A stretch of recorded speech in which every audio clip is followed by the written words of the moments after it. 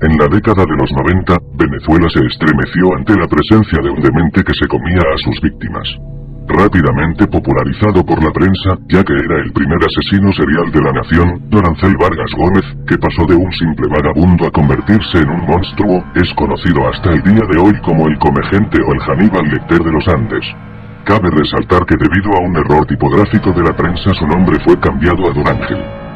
Considerar a Dorancel como el primer asesino en serie de Venezuela es cuando menos absurdo. En el pasado año 2009 se produjeron 16.094 homicidios en Venezuela, 2.897 en Caracas, la que se considera la capital del asesinato del mundo. Según estas cifras mueren asesinadas 2 personas a la hora. Probablemente amparados en estas alarmantes cifras existan otros asesinos en serie que gracias a la ineficacia de las fuerzas policiales puedan asesinar sin ser descubiertos. Dorancel Vargas Gómez nació en la región de Caño Zancudo del estado de Mérida, Venezuela, el 14 de mayo de 1957, proveniente de una familia dedicada a la agricultura. Los escasos recursos económicos de su hogar lo obligaron a dejar los estudios cuando cursaba los últimos años de la escuela primaria. A raíz de esto, cambió sus actividades de granjero por la vida de ladrón. Durante ese tiempo fue encarcelado por delitos menores como robo de gallinas y ganado. Sin embargo, su primera detención de gravedad no fue hasta años después. En 1995 fue arrestado gracias a la denuncia de Antonio López Guerrero, un amigo de Cruz Balcázar Moreno, quien sirvió de almuerzo a Vargas, y de quien solo sobraron sus pies y manos. Tras ser detenido, Vargas fue internado en el Instituto de Rehabilitación Psiquiátrica de Tribeca. Después de 2 años de tratamiento fue liberado una vez que la evaluación psicológica confirmó que no era una amenaza.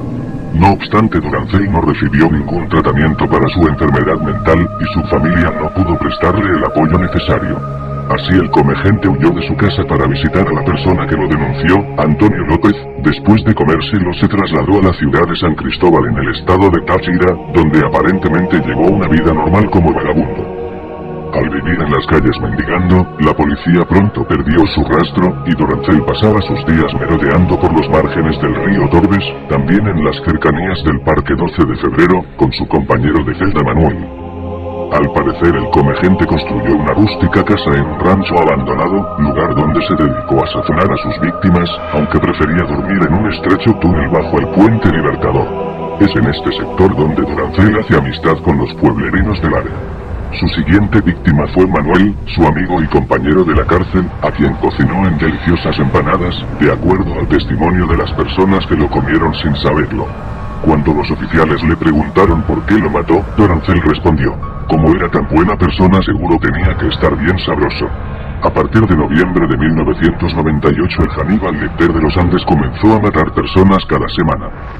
Dorancel permanecía cerca de la orilla del río Torbes, donde cazaba obreros y deportistas que habitaban o trabajaban en el sector. Cuando sus víctimas estaban desprevenidas, el Comegente los atacaba con un tubo metálico de más de 1 metro de largo. Dorancel proseguía a descuartizarlos bajo el Puente Libertador, guardaba las partes que él se comía y tiraba las manos, pies y cabezas en el monte camino a la granja abandonada donde los cocinaba. Los familiares de las víctimas pronto fueron a la policía para denunciar a los desaparecidos, pero los oficiales no pudieron hallar relación entre las víctimas, excepto que muchos de ellos eran hombres adultos. Debido a su pobreza, el Comegente no contaba con una nevera para guardar la carne, por lo que mataba a 2 personas por semana para no padecer hambre. Pronto la policía local fue asediada con reportes y denuncias de familiares y amigos de los desaparecidos. Los oficiales comenzaron a sospechar de los indigentes del sector. Cuando descubrieron la presencia de Dorancel en la región próxima, este se convirtió en el principal sospechoso por sus antecedentes penales y mentales. El 12 de febrero de 1999, un miembro de la Defensa Civil atendió una llamada de emergencia hecha por 2 jóvenes que decían haber encontrado ollas con restos humanos en el Parque 12 de Febrero. Los oficiales acudieron rápidamente al sector y hallaron restos de manos, pies y cabezas, acrecentando la lista de muertos con 6 cadáveres más. Debido al estado de descomposición, los miembros fueron trasladados de inmediato a la morgue del cementerio municipal, el Vigía del estado de Mérida. Los investigadores especulaban teorías sobre los cuerpos, creyendo al principio que habían sido liquidados por ajustes de cuentas entre narcotraficantes. También se pensaba que era el ritual de alguna secta satánica. Finalmente los datos se unieron a los reportes de personas desaparecidas desde noviembre de 1998 y pronto se dieron cuenta de que estaban tratando con un asesino en serie, el primero de Venezuela. La policía empezó a rastrear las cercanías del puente en busca de más cuerpos y así se tropezaron con el rancho de un demente. Tras investigarlo descubrieron varios objetos, ropas, libros, cuadernos y documentos cuyo origen el dueño de la granja no pudo justificar. Cuando revisaron la cocina de la pequeña choza, encontraron en los recipientes carne y vísceras de personas preparadas para el consumo, además se tropezaron con 3 cabezas humanas, también varias manos y pies. Su propietario, Dorancel Vargas Gómez, fue arrestado y escoltado por el cuerpo técnico de la Policía Judicial y la Policía Montada, quienes lo trasladaron a la comisaría más cercana donde fue interrogado. Para sorpresa del sargento Gumersindo Chacón, el comegente narró sin remordimiento todas sus fechorías. En la comisaría Dorancel Vargas, de 42 años, confesó que tras vivir bajo el puente por 11 años, se alimentó de personas que descuartizaba para después cocinarlas en rústicas ollas. El Aníbal Lecter de los Andes aseguró haberse comido a 10 personas en un período de 2 años, sin embargo la lista de personas desaparecidas y los restos encontrados sugieren que el número puede ascender hasta 40 víctimas. Gracias a la evaluación psiquiátrica realizada, se descubrió que este asesino en serie llevó a cabo sus atroces actos debido a su enfermedad mental. Demostró tener preferencias para sus víctimas, los cuales eran hombres entre 30 y 40 años, pero jamás comía a niños y mujeres. Durante la declaración de sus actividades a la policía, el comegente dio todos los detalles de su modus operandi. Tras dejar inconscientes a sus víctimas, Dorancel les cortaba la cabeza, pies, manos y genitales externos. El comegente afirmó que le gustaba más alimentarse de hombres diciendo: estos son más sabrosos, saben recio como cochino salado, como jamón, da gusto comer un buen macho, las mujeres son dulces, es como comer flores y te dejan el estómago flojo, como si no hubieses comido. Estupefactos, los oficiales continuaron escuchando el testimonio del caníbal, quien explicó que los hombres delgados tenían mejor sabor que las mujeres y que lo más delicioso se encontraba en la zona del vientre, carne que cocinaba con hierbas exóticas. El demente caníbal dijo que con la lengua puede hacer un guisado muy bueno y que los ojos son buenos ingredientes para hacer una sopa. El escritor Sinar Alvarado descubrió que Dorancel era atormentado por lo que él llamaba espíritus que no lo dejan dormir e incluso vienen a molestarlo. Cuando los oficiales le preguntaron por qué se comió a la gente, Dorancel respondió: no me arrepiento de nada, como dice la iglesia, yo compartí mi pan con el prójimo y muchos me alabaron por el relleno de mis empanadas. Por necesidad me he metido en esta vaina. No me arrepiento, al contrario, me alegro porque me gusta la carne.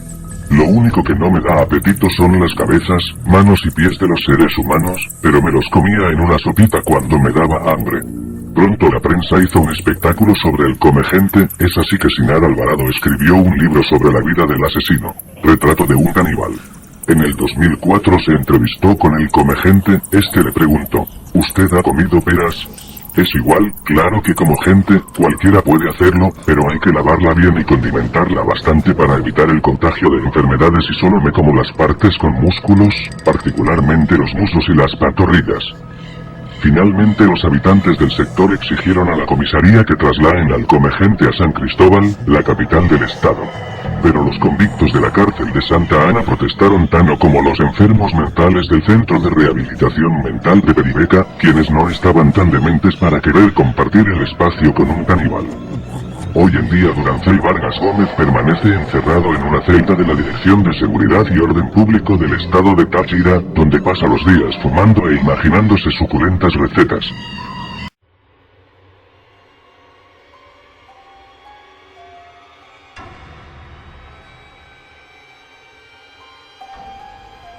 Sounevin nació en una familia granjera a las afueras de Edimburgo, cerca de la costa oeste de Escocia, en algún momento a finales del siglo XVI. Acompañado de su mujer, abandona el hogar siendo muy joven, e inician un viaje hacia el lado opuesto del país. En mitad de la travesía deciden ocultarse en una profunda caverna. La entrada era una pequeña grieta a través de la cual se extendía una cueva de alrededor de 1 milla. Esta caverna le sirvió como hogar a los Beane durante los próximos 25 años. Al principio subsistían de las pertenencias que habían robado a los distintos viajantes que fueron asaltados y asesinados. Pero pronto sus necesidades iban a ser más exigentes. El incesto era una práctica habitual en la caverna, de tal forma que se mantenían relaciones entre hermanos, padres, madres e hijos. La necesidad de comida iba en aumento, pues la familia seguía creciendo. La solución a sus problemas la seguían encontrando en los viajantes que asaltaban, pero esta vez transportaban el cadáver a la caverna, donde era devorado. Se aficionaron a la carne humana. Durante 25 años estuvieron desapareciendo viajeros en las extensiones rocosas de Calloway. Lo único que se encontraba de los desaparecidos eran restos, partes de los cuerpos halladas ocasionalmente en la costa, despojos que no solían consumir y arrojaban al mar.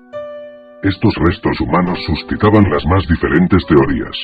Una de ellas era que los viajantes podrían estar siendo atacados por una manada de lobos.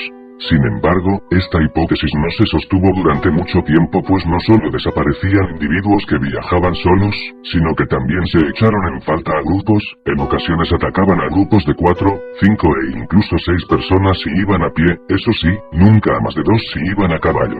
Eran muy cuidadosos asegurándose las posibles vías de escape y nunca dejaban a nadie con vida. Otra explicación, era más descabellada, podría ser que los terrenos rocosos estuvieran habitados por hombres lobo o demonios. Con el tiempo surgió otra hipótesis: alguno de los dueños de las posadas los debía ejecutar por las noches mientras dormían y enterrarlos en algún lugar aislado para no ser descubiertos. Esto ocasionó muchos juicios a inocentes que, según la tradición de la época, eran torturados hasta que se les arrancaba una confesión de culpabilidad y posteriormente eran ejecutados. Gran cantidad de posaderos inocentes fueron asesinados por este motivo y muchos otros abandonaron su trabajo por miedo a ser los siguientes. Esto ocasionó que la zona aún se volviese más desierta y el tránsito de mercaderes y viajeros descendiera. Una tarde, un grupo de 30 personas regresaban a casa tras haber pasado el día fuera cuando escucharon unos gritos delante de ellos. Al llegar al lugar del tumulto se encontraron con un hombre que se defendía pistola en mano contra una banda de atacantes de aspecto salvaje. Cerca de él yacía su mujer en el suelo, destripada, mientras algunos de los atacantes le arrancaban pedazos de carne y se la comían cruda. Las mujeres del clan la habían cortado el cuello y bebían su sangre. El hombre, temeroso de caer su misma suerte, se defendía desesperadamente con su pistola así como con su espada contra una jauría de entre 25 y 30 hombres del clan. Los viajeros, atónitos, no podían creer lo que veían. Al ser descubiertos, el clan de los Beane huyó hacia las colinas. Ya existían pruebas sobre las misteriosas desapariciones. La persona que aportó el testimonio sobre lo ocurrido fue el marido superviviente del ataque. La historia llegó a oídos del rey James I de Inglaterra, el cual decidió tomar serias medidas. Envió a 400 soldados acompañados de perros de caza a la zona. Los perros hallaron rápidamente la entrada de la caverna. El fuerte olor a carne les facilitó la búsqueda. Los soldados penetraron en la cueva siguiendo el pasadizo en forma de zigzag hasta llegar al hogar de los Beane. Allí encontraron a 48 personas Beane y su mujer, sus 8 hijos, 6 hijas, 18 nietos y 14 nietas, fruto de los continuos incestos entre todos ellos. El lugar estaba lleno de brazos, piernas y demás miembros, amontonados unos sobre otros. Algunos trozos de carne habían sido salados, con intención de conservarlos para los siguientes meses. Tras ser descubiertos, el rey los calificó como bestias salvajes no merecedoras de juicio alguno. Tanto Sauney como los 26 hombres del clan fueron torturados y desmembrados en público. Todo el proceso fue contemplado por las mujeres, a quienes les esperaba la hoguera.